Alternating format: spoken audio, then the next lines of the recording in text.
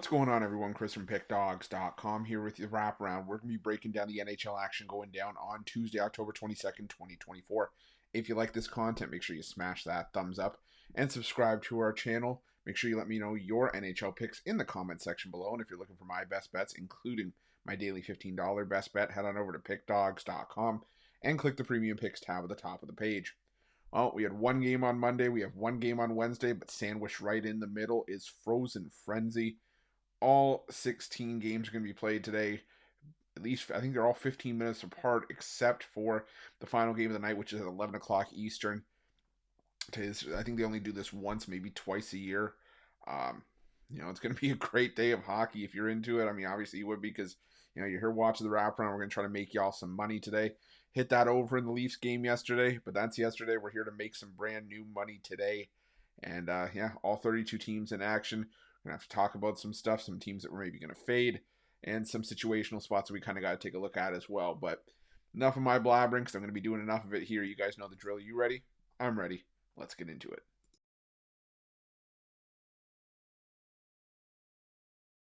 Our first game takes us to Philadelphia where the Flyers take on the Capitals in a Metro Division rivalry. And there's a couple games on this Frozen Frenzy card where the lines kind of look wonky, and I'll try to remember them if I try to touch on them if I remember which ones are which. But this is one that definitely stood out to me because you have the Flyers who have been on a slide, compared to the Capitals who've been playing really well, and the Caps, two of their wins have came at home, and they needed overtime to win 6-5 against the Devils. But for me in this one, a lot of those lines are look funky. I'm probably still going to ride with the dog in them because I don't bank on teams. If you follow the wrap on here, I don't bank on teams because they're quote unquote due. Some teams are just playing bad, and there's just times where the books are just expecting it, and you just got to keep riding with what you know. And with what I know is that the Flyers, we got the value with them on opening night, fading them against fading the Vancouver Canucks and getting the value there. And we almost caught it with the Oilers as well, but the Flyers choked that game away in overtime. And this is going to be a game where we already have the confirmed goalies. We have Samuel Ersson for the Flyers and Charlie Lindgren for the Capitals. And Lindgren looked great in his limited action so far. For the most part, he did have a great game against the Dallas Stars, where they lost that game 3-2. Like I said, the Flyers are just reeling right now. And the Capitals have had a ton of success in Philadelphia in the past. I'm going to be going with the Washington Capitals at even money in this one.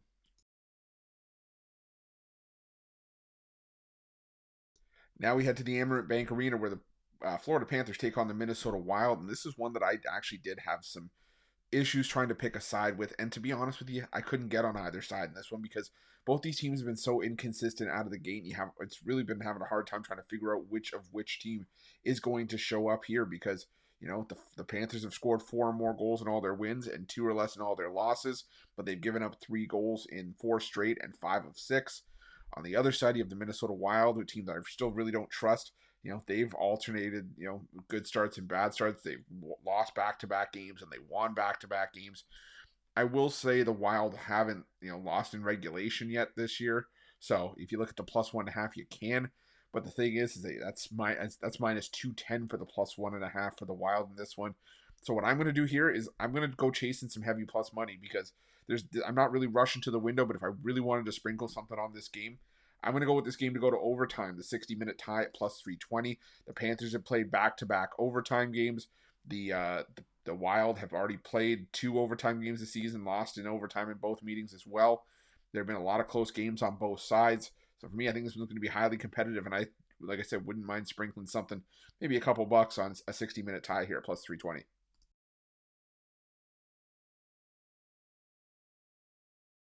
Now we're going to the Prudential Center for a matchup between the New Jersey Devils and the Tampa Bay Lightning. And in the intro, I said there were a couple of tricky situational spots we're going to have to talk about. And this is one of them because I'll tell you, I was at that Leafs and Lightning game on Monday, and the Leafs got to Andrei Vasilevskiy early as he just did not look right. And John Cooper made, I don't want to say a questionable decision, but a bit of a head scratcher. And we'll have to see maybe he knows what he's doing here, to send out Jonas Johansson, knowing that the Lightning were one of only 2 teams, obviously the Leafs being the other, to have a game on Frozen Frenzy on Tuesday. So I don't know if the Lightning are going to make an emergency call up here or if you're going to see Vasilevskiy or Johansson on a back-to-back night. Would it surprise me if we saw Vasilevskiy, sort of try to make amends? No. But the way I'm looking at this one is that if I'm leaning towards the side, I'm leaning towards the Lightning. But I like the over 6.5 here because even on the second half of a back-to-back, you look at the last few times that the Lightning have sort of been in that role where, they've been on the second half of the back-to-back. They scored, it hasn't happened yet this season, but they scored 7 goals. They at least put up 3 goals. They put up 4. And this New Jersey Devils team has been really solid offensively out of the gate in their own right. And especially if we were to see Jonas Johansson here, I think this game could go over the total, and I lean towards the Lightning here at plus 140.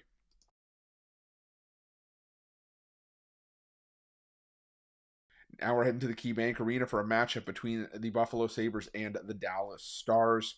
And, I wanted to try to get myself on an underdog in some of these spots. And, you couldn't, have a hard time convincing me to take the Buffalo Sabres in some spots. But this to me isn't one of them. Sure, the Sabres have scored 4 or more goals in 4 straight games, but they're still just 2-2 in those games. Normally, when you're scoring a bunch of goals, you probably have a good shot at winning some games, but the goaltending has slipped in a lot of spots. And Buffalo, congrats, you beat the Chicago Blackhawks on the road. That's all well and good. But I think that the Dallas Stars, and I stand by this, are one of the most balanced teams across the board in the NHL this season. Wouldn't mind sprinkling a little bit on the Stars to make it out of the Western Conference, but I still think the Stars can get the job done here. I don't envision many backups being started today, outside of, maybe the Flyers and Capitals because they play a back-to-back playing again tomorrow. But I think Ottinger gets the start here for Dallas, and I think that the Stars can get it done. If it were to go to Casey DeSmith, I'd still lean towards the Stars, but I think the over 6 might be the stronger play, just given the goal-scoring prowess on both sides. So give me the Stars on the money line. Would lean towards the over 6.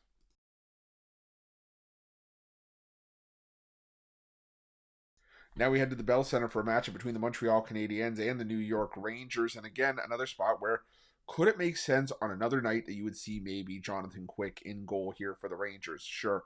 And even if Quick were to start, he looked really good in his lone start this season against the Detroit Red Wings, winning that game 5-2. But for me in this one, even though the Rangers have a bit of a look-ahead spot with the Eastern Conference playoff rematch against the Florida Panthers on deck, I still think that there's just too much firepower in this New York Rangers lineup to look any other way other than the New York Rangers on the puck line in this game. The Montreal Canadiens, they've shown fight in some spots. They got the win over Toronto on opening night. They got a win over a division rival in Ottawa, and their 2 wins have both come on home ice this season. But we've also seen this team give up 4 or more goals in 4 of their last 5. The goaltending has started to slip, and I think that the Rangers, like I said, just have way too much offensive firepower to let this one get away. So I'm going to take the Rangers on the puck line in this one.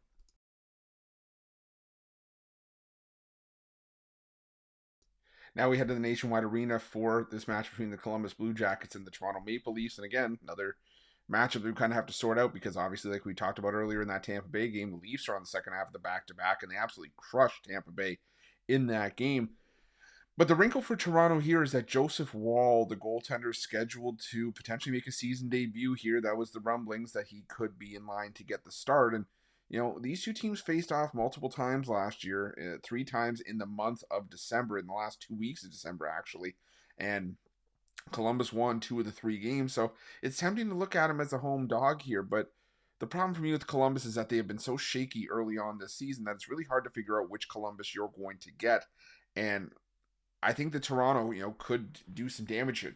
Toronto, like Tampa Bay earlier, like we mentioned, was a team that fared fairly well in the second half of a back-to-back last season. They were able to put up a lot of goals, and I think they could do some damage here. Like I said, Columbus goaltending at times has had its ups and downs, and Woll, I think, has to play well in this game because Anthony Stolarz has played well enough to take the number 1 job away from him, and not because it sucks because Woll was injured for a lot of it, but I'll tell you, Stolarz is playing out of his mind, and I think Woll will have to show up here, but again, there's not a lot of track record to say that he is going to be dominant in his debut.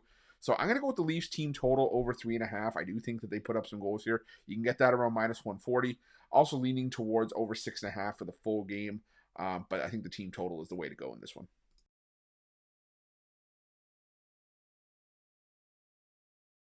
Now we go to this matchup between the New York Islanders and the Detroit Red Wings from the UBS Arena. And, this is a tricky one because, again, 2 teams that have been inconsistent at times this season. Both teams have split their last 4 games. But the thing for me in this one is that we do have confirmation that Ilya Sorokin is going to get the start here for the New York Islanders, and Sorokin has been really, solid in his 2 starts.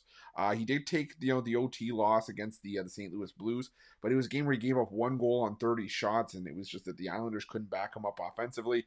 And before that, he held the Colorado Avalanche to 2 goals on the road as well. Sorokin, I think he can hold this Detroit lineup in check. A Detroit team that, got their 2 wins over Nashville. It's still a winless Nashville team this season, and have given up a bunch of goals in the rest of their games. And Detroit still trying to figure out who their goaltender is. They've been flipping between Alex Lyon, Cam Talbot. We've even seen Ville Husso get a start as well. So for me, I got to go with the team that I feel is just in the more stable spot, and that's going to be the New York Islanders.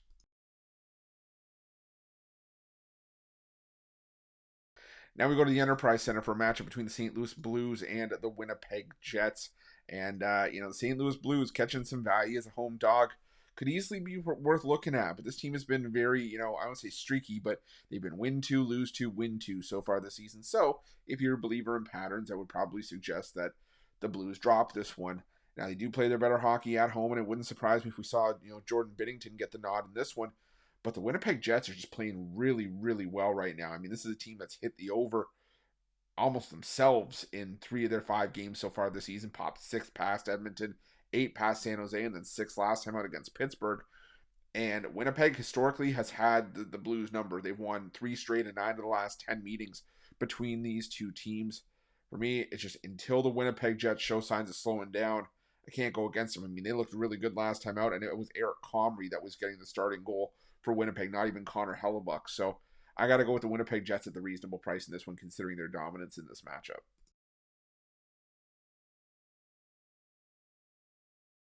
Now we're going to the United Center, where you see the Chicago Blackhawks hosting the Vancouver Canucks. And, the Vancouver Canucks, the team we faded plenty here on the wraparound out of the gate this season, because I do feel like this team was really missing, Thatcher Demko early on.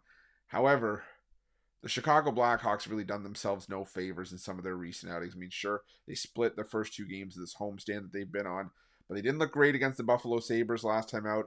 Their win came against a San Jose team that's been dead in the water out of the gate this season, and an Edmonton team that came out really flat. And Vancouver has found something here with Kevin Lankinen, I think, for the time being.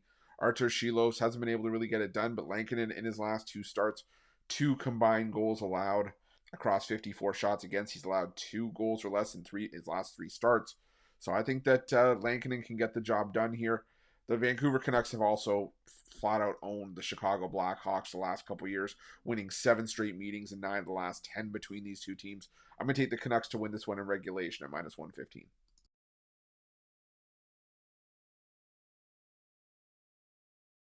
Now we head to Climate Pledge Arena for a matchup between the Seattle Kraken and the Colorado Avalanche. This is an interesting one because, the Colorado Avalanche have started to get back on track a little bit.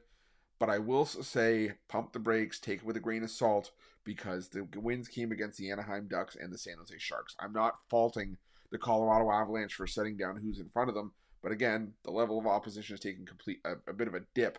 And am I overly convinced that the goaltending issues for the Avs are settled? Not 100%, because, like I said, the level of competition on the other side. Seattle, they've won 3 in a row. They finally exercised a demon at home by getting their first ever win at home over the Calgary Flames last time out. But this is still a Kraken lineup that's popped 5 or more goals in 3 of their last 5 games.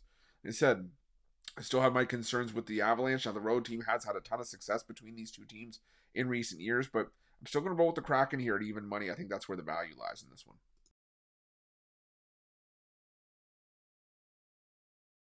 Now we head to the Bridgestone Arena for a matchup between the Nashville Predators and the Boston Bruins. And I think I put my first team on the do not bet list, at least for the time being, last time out when the Preds fell completely flat against the Detroit Red Wings. This team, this Nashville team, made the biggest splash in terms of free agents in the free agent pool, bringing in guys like Steven Stamkos, just to name off the top. And it has not worked for Nashville early on this season. Juuse Saros, has given up a bunch of goals in his recent outings, 12 in his last 3 starts combined. And, Nashville just can't get it together. And until they figure it out, this is one of those games where, like I said, I'm just not going to overthink it. I'm going to take the Bruins here at even money. The Bruins, like I said, are a proven team that have shown they can win games in spots like this. Jeremy Swayman, has been playing a lot better than I probably given him credit for. He's had a couple stumbly outings against Montreal and Florida, but more often than not, the Bruins have been able to win games with him between the pipes. And I think that Boston gets it done here. So give me the Boston Bruins at even money.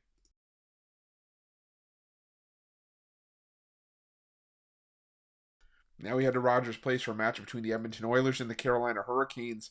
And, the Edmonton Oilers, another team that's finally started to look like they're putting the pieces together at least a little bit.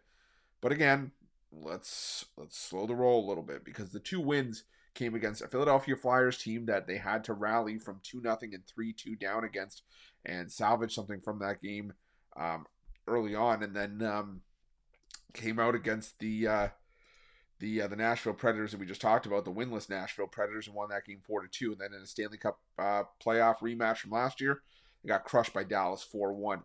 Carolina has been hit or miss at times this season. They're still a 500 team, but I still feel that they are a complete 500 team that is just caught a couple of bad breaks. They lost to Tampa Bay on their opening night, and then lost a close one against St. Louis. But catching this kind of plus price with what I feel is the more stable team that has more stable goaltending right now, I gotta go with the Carolina Hurricanes here at the plus money, plus 115.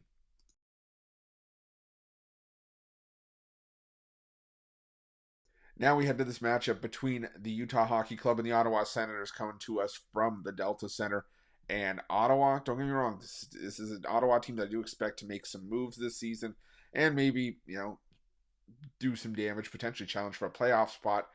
However, they've only played one game on the road this season, got crushed by Montreal in that road game. They lost that game 4-1. Now, they have been scoring some goals, but again, they do tend to play their better hockey at home, the Ottawa Senators do.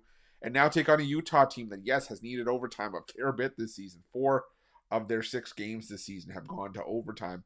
So maybe the overtime play here worth a look as well. But I'm going to go with Utah. This is a Utah team that just seems to enjoy playing at home. They got the big win in their opening contest against the Chicago Blackhawks. And then last time out against the Boston Bruins, that was a bit of a statement victory for Utah to say, hey, we're going to turn, the Delta Center into a fortress, and it's going to be a hard place to come on the road and win. We've seen it, with these newer teams like Vegas. Seattle hasn't necessarily done it as much, but teams treat home ice serious. And I think Utah, and how pumped up this Utah crowd is to have hockey in Utah, I think that they're going to make it a crazy home ice environment this season. I'm taking the Utah Hockey Club at minus 115.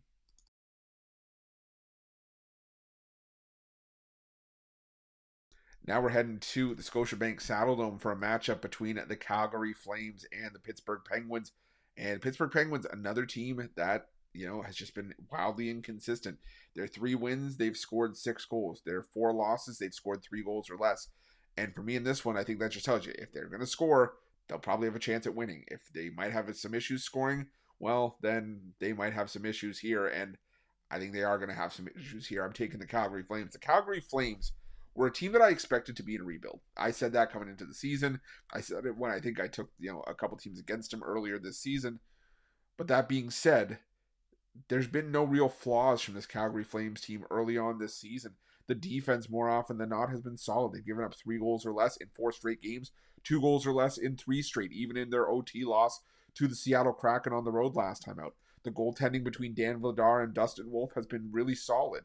And the Pittsburgh Penguins, while they still have the more, name brand team on the surface with guys like Sidney Crosby and Evgeny Malkin, it's the Flames that have been playing really well. And I think the Flames at home, until they show me, until they start falling apart, I'm going to keep rolling with them here. So give me the Flames here at minus 115.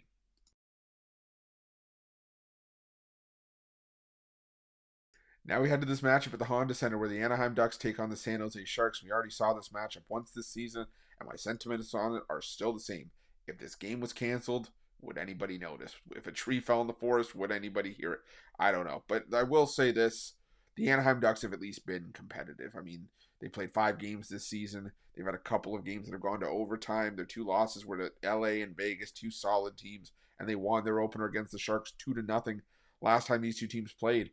Could the under be in play again? It could be, but I trust this Ducks offense a little bit more than I trust the San Jose Sharks right now. The Sharks just really can't get out of their own way. They've scored 3 goals or less in each of their last 5 games. The goaltending has been a mess for San Jose once again. And like I said, I have no way to really back the Sharks here. Do I want to lay minus 165 with the Ducks? Absolutely not. Do I feel it's the lesser of two evils here? I do, but that's why I'm going to take the Ducks in regulation at minus 120. Sacrifice overtime, but I'll try to get this price down considering they've already beaten the Sharks in regulation this season.